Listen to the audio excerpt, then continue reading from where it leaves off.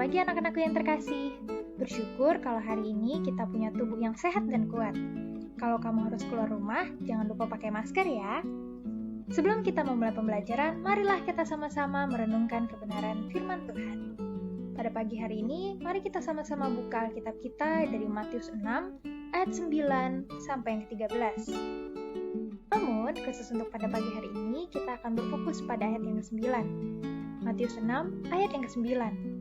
Karena itu berdoalah demikian, Bapa kami yang di surga, dikuduskanlah namamu.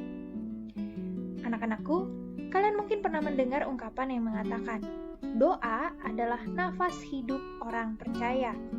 Ungkapan ini mau mengatakan betapa pentingnya kehidupan doa bagi anak-anak Tuhan.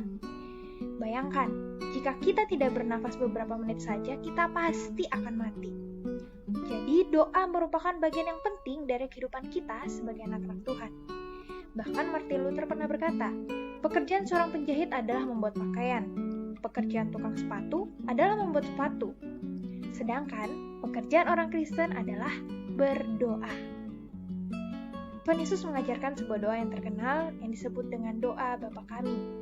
Doa Bapa Kami diajarkan Tuhan Yesus atas permohonan para murid. Setelah kurang lebih 1 tahun mengikut Tuhan Yesus, para murid masih memiliki kerendahan hati untuk belajar berdoa. Mereka tidak berkata, Tuhan, ajarkan kami berkhotbah, atau Tuhan, ajarlah kami mengusir setan, atau Tuhan, ajarlah kami melakukan mukjizat. Tetapi dalam Lukas 11 ayat yang pertama dicatat bahwa mereka memohon kepada Tuhan Yesus, Tuhan, ajarlah kami berdoa. Doa Bapa Kami merupakan contoh bagaimana harus berdoa. Doa Bapa Kami memiliki pola yang sangat baik. Diawali dengan pujian kepada Allah, permohonan kebutuhan jasmani, pengakuan dosa, permohonan untuk mendapat kemenangan terhadap dosa dan perlindungan dari serangan iblis, dan diakhiri dengan pujian kepada Allah. Anak-anak, pada bagian yang pertama ini kita akan belajar arti kalimat Bapa Kami yang di surga. Apa arti kata Bapa? Bapa berarti pemelihara atau pelindung. Jadi ketika kita menyebut Allah sebagai Bapa, maka sebagai anak-anaknya kita percaya bahwa Allah akan memelihara atau kita. Kata Bapa juga menunjukkan hubungan yang dekat dengan Allah. Kita menyebut Allah sebagai Bapa karena kita telah diangkat menjadi anak melalui iman di dalam Tuhan Yesus. Jadi, hanya orang yang sudah percaya kepada Tuhan Yesus dan diangkat menjadi anaknya yang pantas atau berhak menyebut Allah sebagai Bapa. Mengapa Tuhan Yesus mengajarkan kita berdoa Bapa Kami dan bukan Bapakku? Doa Bapa Kami mengajarkan kita berdoa bagi kebutuhan keluarga kita dan orang lain. Sehingga pola yang dipakai bukan saya atau aku, tapi kami, yakni Bapa Kami. Berikan kami, ampunilah kami, jangan bawa kami, lepaskan kami. Lalu, apa arti yang di surga? Kalimat Bapa Kami yang di surga pada permulaan doa menyadarkan kita kepada siapa sebenarnya kita berbicara. Kita berdoa atau berbicara bukan kepada manusia biasa, tetapi kepada Bapa yang di surga.